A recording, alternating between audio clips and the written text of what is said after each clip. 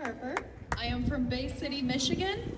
I'm a community ambassador with Saginaw Bay DSA. And I know our theme is joy today, but I've come to you to tell you about the worst day of my life. September 1st, 2017 was Labor Day, and the day before the first day of school in Bay City. Now, most of you with school-aged children were probably frantically chasing down the last of the school supplies, packing backpacks, laying out outfits, and damn near drop-kicking over excited kids into the bathtub. I should have been doing that too.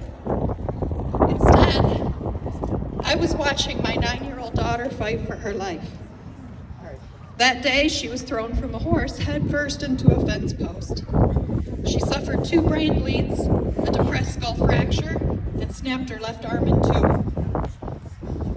And it's funny what sticks with you in moments like that, because I was ready for the doctors and the nurses and the chaos. I'd braced myself.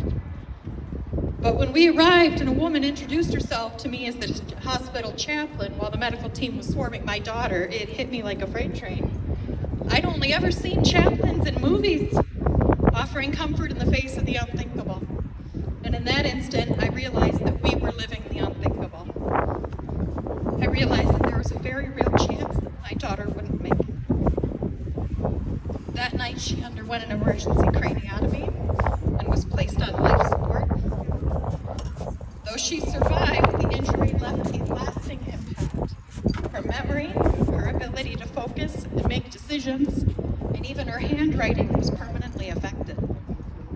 My daughter survived that day because Covenant Hospital gave her a second chance at life, but it was Mackenzie Elementary that gave her a path forward.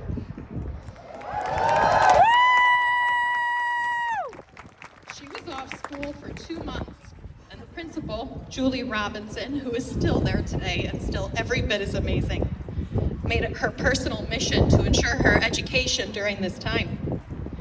They sent a teacher to my house anytime she needed help. They had her on video meetings and phone calls all the time, and every action struck the perfect balance between progress and care. Their compassion wasn't just support, it was a lifeline. And at the end of this nightmare, my daughter went back to school with a huge smile on her face and a 504 plan that is still in place to this day. She's here today, healthy and strong.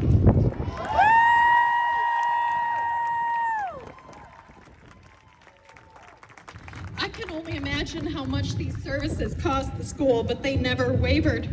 There were no budget discussions, there was no red tape, only a relentless commitment to my daughter's recovery and education. Her teachers weren't just fulfilling a duty, they were giving up their own time, adjusting their lesson plans and making sure that she was never left behind.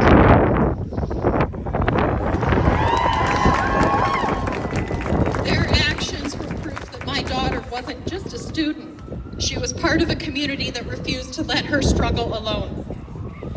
And her story is only 1 in a million in the grand scheme of things.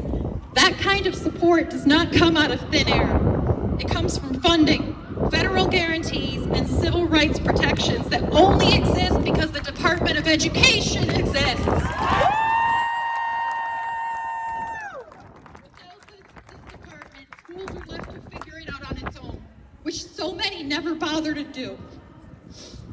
Children like mine were left behind before the DOE came into existence, not because teachers like you didn't care, but because they weren't given the resources to help their children. And our children are our most valuable asset. They're our future, our hope, and our promise as a nation. It is essential that we invest in them, not just as students, but as the leaders, innovators, and creators of tomorrow. They are the heartbeat of our communities and the foundation of our society's future. And I say it's time to stop treating education as an afterthought and start giving our children the attention, resources, and respect that they deserve.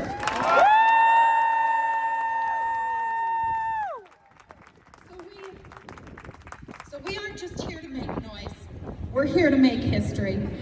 And And when the children in our lives ask us what we did for when their future was on the line, every single one of you will be able to say that you showed up, stood up, and spoke out.